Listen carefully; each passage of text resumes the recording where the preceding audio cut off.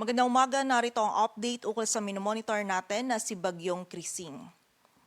Nakalagpas na ng coastal waters ng Babuyan Island si Bagyong Krising at huli itong namataan sa layong 125 kilometers west-northwest ng Calayan, Cagayan. Taglay pa rin ito yung lakas ng hangin na 85 kilometers per hour malapit sa sentro at bugso ng hangin na umaabot sa 115 kilometers per hour.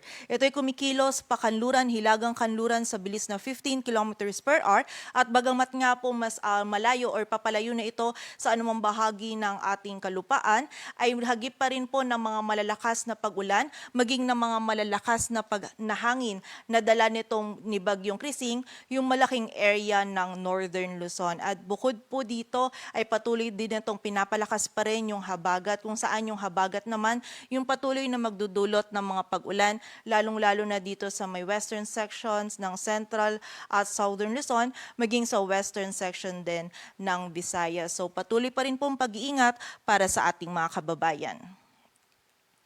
At ayon nga dito sa ating latest forecast track analysis ni Bagyong Krising, patuloy po itong kikilos generally pa west-northwestward, palayo na nga po dito sa anumang bahagi ng ating kalupaan. Ngunit may kita pa rin po natin dito sa ating image, itong area under shaded yellow, ito pa rin po yung sakop ni Bagyong Krising. So malaki pa rin po yung sakop ni Bagyong Krising at malaki pa rin po ang bahagi ng Northern Luzon yung makakaranas pa rin po ng mga malalakas na hangin na dala nito ngayong araw. And bukod po dito, meron din pa rin mararanasan ng mga malalakas na pag-ulan. And ina-expect po natin this morning or this early afternoon ay lalabas na nga ng ating area of responsibility si Bagyong Krising. Ngunit meron pa rin pong posibilidad na kahit nasa labas na ito ng PAR, dahil nga po malaki yung sakop nito, posible pa rin pong mahagip ng mga malalakas na hangin and also ng mga pag-ulan, lalong-lalo na itong northwestern section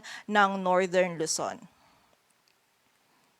Kaugnay nga ng hangin na dala ni Bagyong Krising, bagamat nabawasan na po yung ilang areas natin under wind signal, meron pa rin tayong wind signal number 2 sa Batanes, maging sa northern portion ng Cagayan, dito sa Babuyan Islands, maging sa Ilocos Norte, sa northern at central portions ng Apayao, maging sa northeastern portion ng Abra. Samantala, wind signal number 1 naman sa rest of Cagayan, sa northern portion ng Isabela, maging sa rest of Apayao, rest of Abra, Kalinga, Mountain Province, Ifugao, maging sa northern portion ng Benguet, Ilocos Sur at sa northern portion ng La Union, kung saan itong mga areas na nabanggit po natin ngayong araw patuloy pa rin makakaranas ng mga malalakas na hangin na dulot ni Bagyong Krising at posible pa rin po ito magdulot ng mga damages, lalong-lalo na sa mga structures na gawa sa light materials and also sa ating mga pananim. So patuloy pong pag-iingat para sa ating mga kababayan.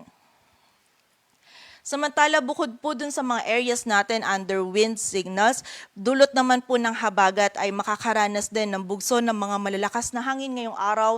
Itong area ng Metro Manila, Central Luzon, Calabarzon, Bicol Region, Mimaropa, maging yung buong bahagi ng Visayas at yung malaking bahagi din po ng Mindanao. Samantala, magpapatuloy po itong mga bugso ng mga malalakas na hangin na posible nating maranasan bukas at sa Lunes dito sa Metro Manila, maging sa malaking bahagi pa ng Luzon at Visayas at sa may western section ng Mindanao.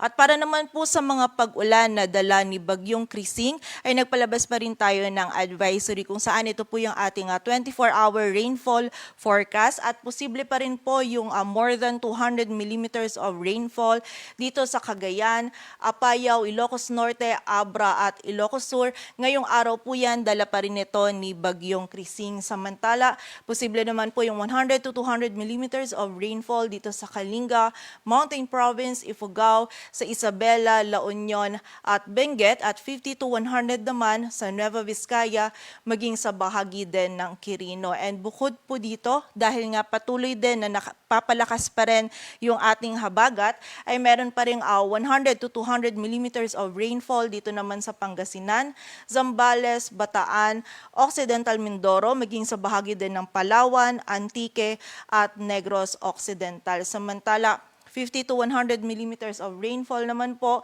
dito sa Nueva Ecija, Tarlac, Pampanga, Bulacan, Metro Manila, Cavite, Rizal, Laguna, Quezon, Batangas, Oriental Mindoro, Marinduque, Romblon, Aklan, Capiz, Iloilo, Guimaras at Negros Oriental. Kung saan ngayong araw nga po, malaking bahagi pa rin ng ating bansa ay makakaranas ng mga pag-ulan. Lalong-lalo na po yung mga areas natin na nabanggit natin dito, halos tuloy-tuloy po. Lalong-lalo na po yung mga areas under red po is halos tuloy-tuloy na mga malalakas na pag-ulan yung mararanasan pa rin po ngayong araw.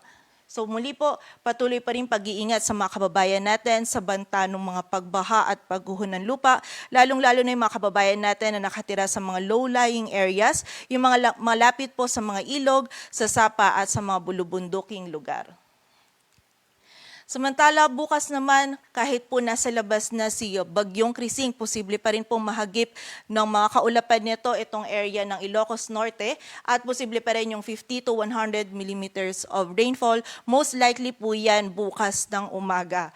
So, bukod naman po dito, yung habagat patuloy pa rin magdudulot ng 100 to 200 millimeters of rainfall dito sa Zambales, Bataan, Occidental Mindoro. Samantala, 50 to 100 naman dito sa Pangasinan, Tarlac, Pampanga, Bulacan, maging dito pa rin sa Metro Manila, Cavite, Batangas, Oriental Mindoro, Romblon, Aklan, Antique at sa bahagi din po ng Palawan. Samantala, by Monday naman, wala na po tayong pag-ulan na dulot ni Bagyong Krising, ngunit yung habagat, ina-expect natin patuloy pa rin itong magdudulot ng mga malalakas na pag-ulan, lalong-lalo na dito sa area ng Zambales, Bataan at Occidental Mindoro. So muli po, doble ingat pa rin para sa ating mga kababayan and makipag-ugnayan po tayo sa ating mga LGU para sa aksyon na kailangan nating gawin para sa ating kaligtasan.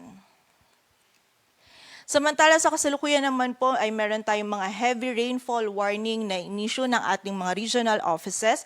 Ito po ay as of 5 a.m. today kung saan meron pa rin tayong red warning dito sa bahagi ng Ilocos Norte, dulot po ito ng Bagyong Krising. Samantala orange naman po sa ilang bahagi ng Cagayan, Babuyan Islands, Abra, Apayao, Ilocos Sur. Samantala yellow warning naman po dito sa may La Union, sa may ilang bahagi ng Benguet, maging sa Pangasinan. Samantala, yung malaking area naman po ng Zambales, Bataan, maging yung ilang areas pa ng Central Luzon, maging dito po sa Metro Manila, Cavite, Batangas, ay meron naman po tayong nakataas na orange warning. Dulot naman po ito ng habagat. Samantala, for this area naman po may red warning tayo, dulot naman pa rin ito ng habagat. Dito sa Occidental Mindoro, sa Antique, maging sa ilang bahagi po ng Palawan. Samantala, may kita din po natin naka-orange warning din itong ilang bahagi pa ng Panay Island and also itong ating Negros provinces. So mag-a-update pa rin po yung ating mga PRSD. And para po sa mas kompletong impormasyon, bisitahin lamang yung ating website, panahon.gov.ph. And paalala po sa mga kababayan natin, patuloy pa rin pong pag-iingat dahil nga patuloy pa rin po makakaranas ng mga malalakas na pag-ulan, lalong-lalo na ito pong mga areas na nabanggit po natin. Para naman sa lagay ng dagat baybayin ng ating bansa, meron po tayong nakataas pa din na gale warning dito sa Batanes, Babuyan Island, sa northern coast ng Cagayan, maging sa Ilocos Norte kung saan hindi pa rin po natin pinapayagang pumalaot yung mga kababayan nating mga isda, pati na rin may mga maliliit na sasakyang pandagat.